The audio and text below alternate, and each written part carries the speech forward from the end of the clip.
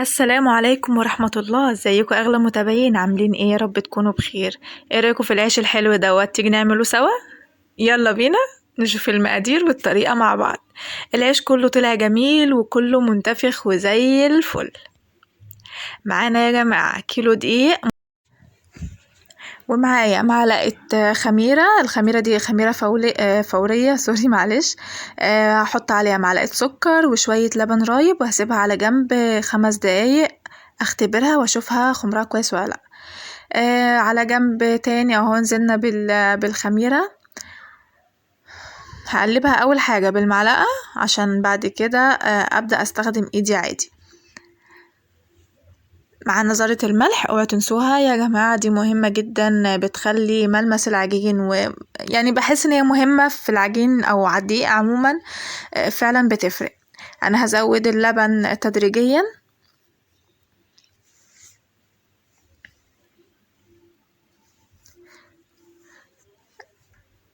هقلب الاول بالمعلقة، هزود تدريجي زي ما اتفقنا.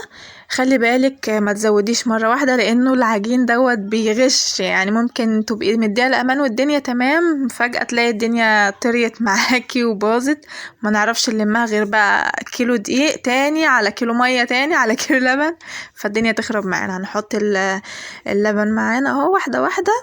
انتي برضو ايديكي وعينيكي ميزان، لازم تخلي بالك من كده. انا هنزل على الرخامة دي نضيفة وتمام يعني زي الفل، متاخدوش بالكم من الايد اللي طلعت دي.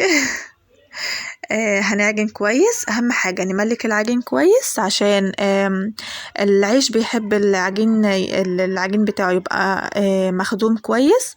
واهم حاجة الصلاة على النبي يا جماعة، صلوا على النبي وانتوا بتعجنوا العجين، ربنا يطرح فيه البركة بإذن الله.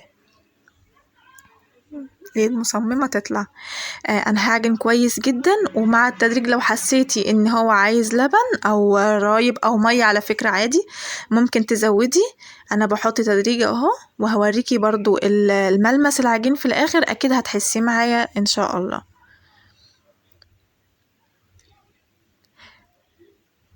انا قعدت تقريبا ربع ساعة بعجن فيها.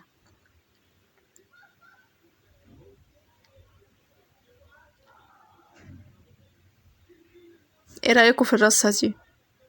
بأمانة يعني. هنبدأ بأول واحدة عجناها، ما بيستناش العيش دوت زي العيش المصري اللي احنا عارفينه، لا دوت أول واحدة بدأتي فيها كورتيها تبدأي تفرديها. أنا فردتها معلش عشان بصور بالإيد التانية، أنا آسفة والله على التصوير. هنفردها، ما تكونش مفرودة قوي، ما تكونش مترققة قوي يا جماعة، يعني بصوا. وحاولي تخليها مدورة، يعني تكون رغيف العيش مدور، ما يكونش مثلث كده ولا سمبوكسة. انا كده سخنت الصينية اللي هحط فيها العيش. بصوا انا طبعا لاني واحدة ما عندهاش فرن، الفرن العادية دي اللي بتبقى في اغلب البيوت، يعني انا بصراحة مش عندي، فبحب اخبزه كده على البوتاجاز من فوق، ودي فكرة جديدة برضو عشان محدش يتعطل. الجيش قالك ايه؟ قالك اتصرف، احنا بنتصرف برضو. انا كده حطيته اهو، هفرد واحدة تانية معاكم. اهم حاجة زي ما اتفقنا تكون مدورة، ويكون السمك بتاعها مش رفيع قوي ومش كبير عشان ما يبقاش فيه لبة كتير. وطبعا على حسب انتي بتفضلي ايه، لكن انا بالنسبة لي بحب العيش يبقى سمكه متوسط، ويبقى مش رفيع قوي. انا برش سمسم، بس خلوا بالكم الخطوة دي، يعني حاولوا تطحنوا السمسم شوية عشان ما يخرمش العيش معاكم وما يقبش. حطيت الرغيف اهو، وهوريهولكم هو بينتفخ حاجة كده بصراحة سبحان الله. بصوا بينتفخ ازاي، والله يا جماعة حاجة قمة الجمال، جربوه وعلى ضمانتي. ان منفعش معاكم بس امشوا على كل التكات اللي انا قلتها بالظبط.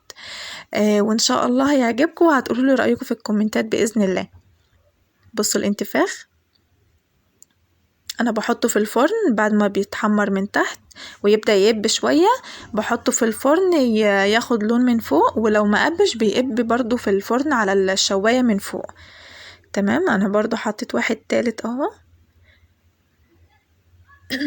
عايزة اقول لكم اللهم بارك، العيش كله والله طلع منفوخ وطلع تحفة، طعمه جميل قوي. بصي انتي، انا برضو عدت الفيديو تاني معاكي، مجرد ما بتحطيه على الطاسة بتبدأي تقلبيه تاني علشان يبدأ يتنفخ من الجنب من الناحيتين، يبقى سمك واحد، وتنضفي الطاسة بعد كل رغيف.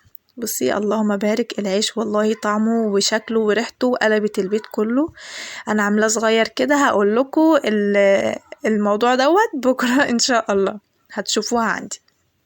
وبكده يبقى الفيديو بتاعنا خلص. يلا بقى لايك واشتراك وشجعيني عشان تشوفي كل جديد، والى اللقاء.